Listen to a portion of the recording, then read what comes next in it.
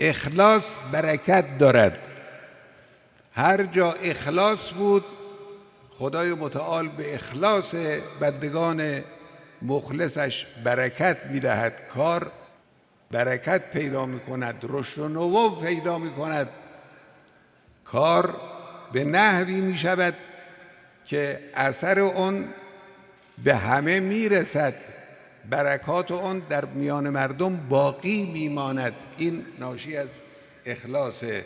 نتیجه اون اخلاص همین عشق و وفاداری مردم، همین اشک و آه مردم، همین حضور مردم، همین تازه شدن روحیه انقلابی مردمه. این یه مسئله. اما این که ما بیاییم این حوادث را تقویم کنیم، قیمت گذاری کنیم، قدر اونها رو بدانیم و ببینیم که اندازه و قیمت این حوادث چقدره، این در صورتی تحقق پیدا می کند که ما به حاج قاسم سلیمانی شهید عزیز و به ابو مهدی شهید عزیز به چشم یک فرد نگاه نکنیم،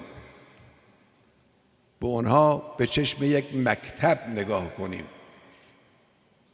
سردار شهید عزیز ما رو با چشم یک مکتب، یک راه، یک مدرسه درس آموز با این چشم نگاه کنیم، اون وقت اهمیت این قضیه روشن خواهد شد.